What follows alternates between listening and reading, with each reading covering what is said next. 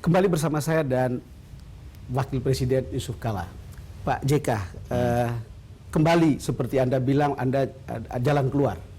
Lalu kemudian kita sekarang bicara soal ekonomi yang saya ketemu dua konglomerat. Mengatakan dengan dolar seperti ini menuju ke krisis. Benar apa enggak? Iya, tergantung pengusaha itu bisnisnya apa. Oh iya. Kalau dia pedagang atau industriawan yang bahan bakunya impor, tentu dia akan kesulitan. Betul. Tapi kalau dia pengusaha ekspor, ya pasti senang dia. Jadi dolar itu memang pertama kita terjadi defisit, tapi itu berlangsung sudah berapa tahun ya. Karena kita terlalu banyak mengimpor dibanding mengekspor. Kemudian tiba-tiba, atau bukan tiba-tiba, tahun lalu turun harga komoditi baik tambang dan mineral, menjauh ekspor itu begini secara nilai menurun. Karena itu maka karena dua faktor di luar dolar menguat, otomatis tanpa apapun maka rupiah akan melemah sebaik-baiknya. Tapi bukan sendirian, sebagian besar mata uang di dunia ini begitu. Apakah euro, apakah yen, yuan, ataupun Australian dollar, semua melemah. Persoalannya kan begini Pak JK, ini kan soal ekspektasi dan psikologis ya. Dan itu kemudian menghela harga-harga juga ikut-ikutan, bukan? Iya, menghela harga itu karena terutama barang-barang yang diimpor, atau bahan bakunya impor pasti naik, karena itu dia pasti naik. Tapi tidak semuanya. Kalau produk dalam negeri katakanlah beras sudah mulai turun kan, karena atau produk-produk dalam negeri tidak naiknya, mungkin karena inflasi, tapi tidak menimbulkan masalah. Justru yang terjadi di masa ini, daya beli masyarakat menurun akibat pendapatannya karena komoditi turun, kayak karet turun, sawit turun, batubara turun, maka daya beli masyarakat yang multipliernya negatif maka menurun, akibatnya terjadi deflasi justru selama 2 bulan pertama. Deflasi ini adalah karena daya beli yang menurun. Daya beli menurun. Dan kalau daya beli menurun, bagaimana kita bisa ekspektasi pertumbuhan ekonomi kita yang kita targetkan 7%, Pak JK? Di sini fungsinya, karena itu kita akan dorong ialah investasi dalam negeri. Dalam bentuk stimulus fiskal dengan mempercepat pembangunan infrastruktur, listrik, investasi asing. Inilah upaya kita semua mempercepat itu. Dalam alertnya seorang wakil presiden, karena ini kan pembicaraan yang begini itu bisa menentukan kebijakan dan bisa menentukan persepsi. Alert kita sekarang dengan dolar seperti ini gimana? Dolar seperti ini sebenarnya tidak terlalu berbahaya, karena apabila katakanlah kita ingin berusaha memperkuat rupiah, turun ke 10.000, justru akibatnya lebih negatif. Kalau 10.000 hari ini, maka industri dalam negeri akan kesulitan bersaing dengan impor, karena impor pasti murah. Dan kemudian selain pihak ekspor kita nanti sulit bersaing dengan negara-negara yang lemah mata uangnya. Nah, seperti itu. Cuman memang kelihatan ya, kalau lihat dari kunjungan-kunjungan ke luar negeri dari investor asing ya, ini promising apa enggak Pak? Sangat promising. Pertama, karena turunnya ekonomi di Thailand, di Cina, mereka ingin keluar. Betul. Kemudian juga karena politik antar Cina dengan Jepang juga di Laut Cina Selatan sulit, maka Jepang tidak investasi banyak lagi di Cina, dan itu juga lari ke selatan, ke Indonesia. Kemudian karena dolar menguat dan rupiah melemah, maka dia menginvestasi Indonesia lebih murah jadinya. Harga tanah secara dolar lebih murah.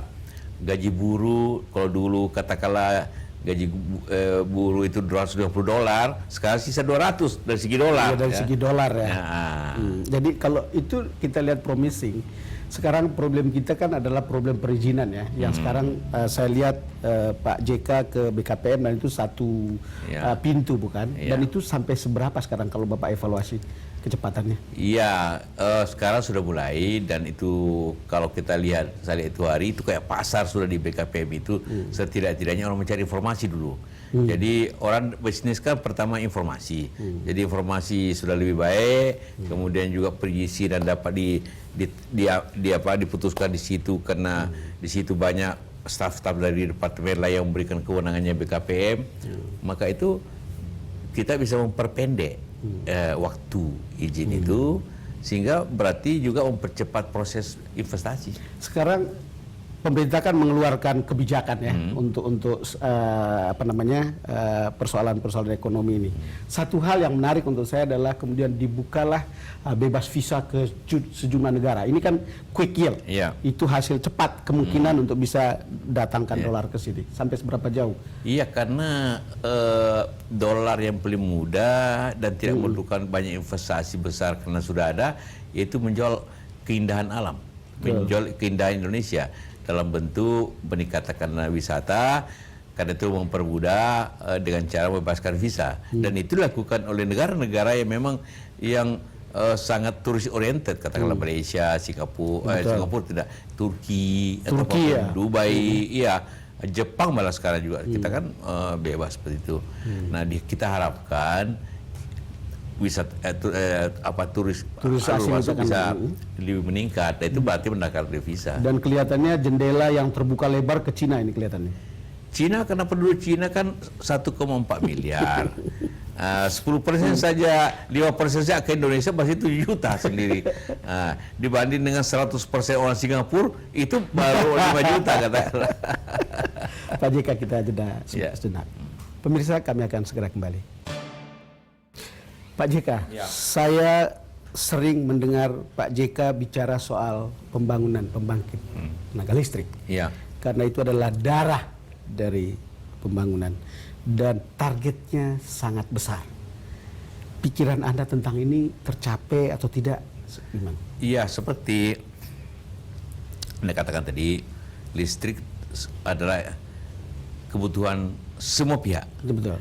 Mau punya rumah butuh listrik, mau telepon pakai listrik, mau bikin industri pakai listrik, atau mau bikin kerajinan semua pakai listrik. Semua listrik. Karena itulah maka kebutuhan listrik kita terus naik terus, baik dari segi kecepatannya, baik dari jumlahnya. Nah, setiap tahun kita butuh tambahan 7.000 per tahun. 7.000 megawatt. Nah, karena itulah maka 5 tahun yang akan datang kita butuh 35.000. Kemudian kita butuh lagi 35.000 tiap 5 tahun. Nah, kenapa itu? Supaya ada pemerataan nasional dan ada peningkatan industri di berbagai tempat, tidak hanya terpusat di Jawa ataupun di Jawa Barat apalagi. Nah, itulah pentingnya kita mempercepat. Kenapa butuh cepat? Karena program yang 10.000 yang lalu waktu zaman saya itu juga penyelesaiannya terlambat karena banyak faktor. Kemudian program yang kedua 10.000 juga pada 5 tahun lalu malah jalannya lambat sekali. Makanya kenapa saya harus tanya ini, karena di masa lalu target seperti itu tidak terpenuhi. Maka ketika Bapak bilang 35.000 megawatt, kayak mission impossible. Nah, kita balik masalahnya, caranya. Kalau dulu dibangun oleh PLN 10.000 itu, sekarang PLN dalam 35.000 itu hanya 30%. Tapi 10.000. 70% dibangun oleh pihak investasi dengan investasi swasta dalam negeri atau luar negeri. Swasta dalam negeri atau luar negeri. Jadi bentuknya IPP, Independent Power Production, Producer. Nah, minat investor sendiri tinggi sekali. Tinggi sekali. Jadi saya mendapat laporan dalam waktu hanya 3 bulan sudah hampir 10.000 nanti akan tanda tangan di tahun ini. So pendekatannya agar segera kita memprioritaskan perluasan yang sudah ada, sehingga tidak ada masalah lagi, tidak ada masalah lingkungan lagi, tidak ada masalah infrastruktur lagi. Apabila kita berbicara tentang PLTU, kemudian kita dahulukan lagi juga mine mouse, jadinya di tambang itu sendiri, sehingga tidak butuh lagi angkutan yang sulit, tapi yang cukup diangkut listriknya. Nah, dengan pendekatan itu saya yakin 35.000 dapat capai. kan pertanyaannya adalah bahwa proses untuk mendapatkan izin usaha atau apa gitu kan lama itu. Kadang-kadang itu kan harus melalui proses tender. Ya. Padahal pemainnya juga sebetulnya tidak banyak banget begitu. Nah, karena itulah maka kita dahulukan perluasan sehingga izinnya mudah. Tidak perlu lagi masalah lingkungan, tidak perlu lagi masalah hutan, karena memang sudah ada di situ. Tinggal nambah lagi ada sebelahnya tanpa tanam itu. Yang kedua memang izin kita percepat dan kemudian harga kita sudah tentukan. Harga sudah ditentukan. Jadi Iya. kalau orang mau bisnis di situ sudah jelas lah. Jelas. Kalau batu bara katakanlah peltu 7 sen. Udah. Siapa yang mau 7 sen, mari. Kalau sudah ada lahannya silakan jalan. Karena tidak terbayang, ini kan 35.000 megawatt itu kan kalau kita buka kesempatan kerjasama dengan investor asing itu kan dolar yang akan masuk banyak bukan? Nilainya itu 500 triliun. Kalau iya investasi keseluruhan itu 35.000 kalau asumsinya $1,5 juta per megawatt. Betul. Itu kan kurang lebih $500 juta. Berarti ya hampir 600 triliun. Luar biasa, itu sepertiga daripada APBN kita. Sepertiga APBN betul. Yang ingin saya katakan apakah ada karpet merah untuk investor listrik? Oh iya, mereka bukan karpet merah, mereka kasih kita karpet merah kalau diberikan. Semua pada saat ke Jepang, ke presiden ke Jepang dan Cina juga semua ingin listrik. Semua pada datang untuk listrik. Jadi kita optimis karena banyak sekali peminat. Perusahaan nasional juga begitu banyak. Pak JK, saya ingin tanya satu hal keluar dari listrik. Ini soal BBM yang turun naiknya akan diserahkan ke pasar. Ya. Karena ini juga menimbulkan kebingungan. Walaupun kalau kita ke Filipina, ke Kamboja ya sebetulnya sudah naik gitu. Kira-kira bagaimana kalau Bapak lihat yang begini? Ini konsekuensi daripada perubahan kebijakan tentang subsidi. Sebelumnya itu yang ditetapkan harganya. Betul. Karena itu subsidinya yang turun naik. Turun naik, ya. Betul. Sekarang ini yang ditetapkan subsidinya. Harganya yang turun naik. Nah, itu. Jadi karena kita tidak mempunyai tidak mau menanggung banyak risiko subsidi dan kita tidak punya dana subsidi yang besar, maka hanya pemerintah dan DPR juga menyetujui hanya Rp1.000 per liter subsidinya. Karena itulah maka subsidi yang tetap harganya berubah-ubah. Ya. Yang tidak enak itu adalah bahwa kemudian spekulasi di pasar, Pak JK, karena kemudian harga-harga yang lain-lain juga ikut naik, tapi turun susah. Iya. Nah. Tapi bacanya itu berlangsung tidak lama. Mungkin hari ini dinaikkan katakanlah harga-harga barang atau angkutan Rp5. Tapi kalau naik maka yang naik kurang, terpaksa turunkan lagi biasanya. Banyak karena hanya merasa perlu naikkan, walaupun sebenarnya fungsi harga dari BBM itu kan tidak besar sebenarnya. Hanya paling tinggi 20%. Ya. Pak JK, kita jeda lagi. Ya. Pemirsa, kami akan segera kembali. Pak JK, saya ingin tanya soal radikalisme yang sekarang lagi rame diperbincangkan, itu soal ISIS. Langkah pemerintah apa? Iya, radikalisme berasal dari pikiran dan ideologi. Kalau kita bicara ISIS, berarti sumbernya pikiran-pikiran itu di Timur Tengah.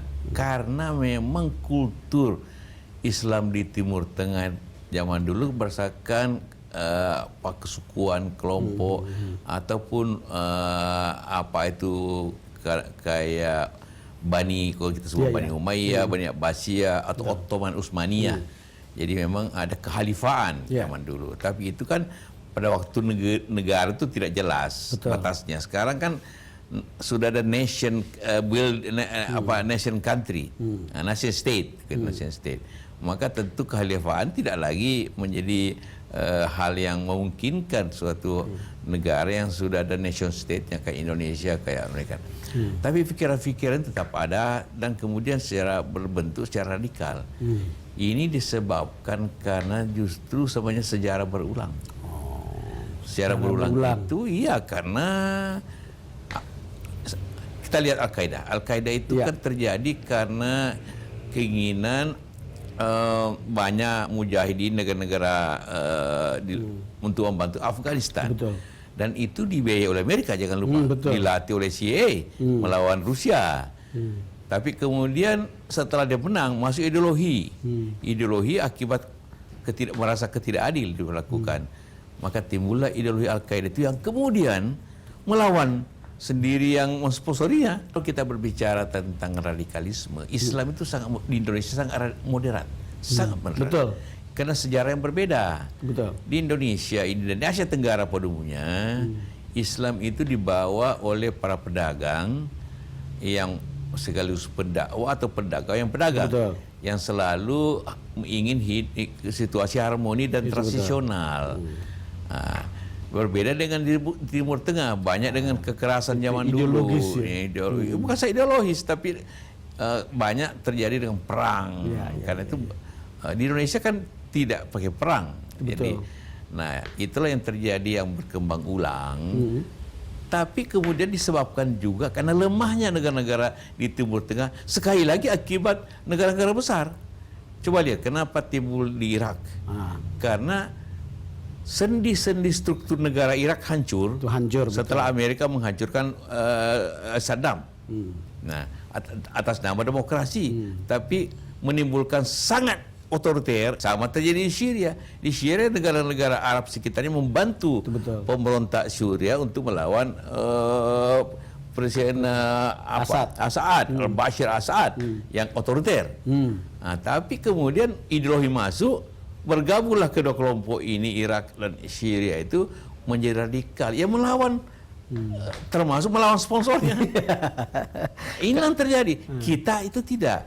Cuma yang kampanye radikalisme itu, kampanye kehalifan itu karena lewat channel internet banyak yang meminatnya. Dan sekarang di radikalisme kita itu makan korban tadi, kenapa kemudian internet akhirnya situsnya ditutup, diblokir. Pandangan Bapak? Iya, tidak perlu seperti itu. Jadi saya sudah minta Menteri Kominfo untuk memperhatikan kontennya terlebih dahulu, membuat panel, membuat suatu independen, memeriksa kontennya masing-masing situs itu. Kalau memang ternyata situs itu radikal, ya harus dibubarin sebelum menjadi meluas. Tapi kalau hanya bersifat informasi, ya semua koran juga memuat informasi itu kan. Nah, Anda punya media juga memuat informasi itu. Bagaimana memisahkan antara yang radikal dan bukan ya? Ya satu bersifat kampanye, satu tidak kan. Itu bisa. Nah, dan satu mengajak, yang lain memberitakan.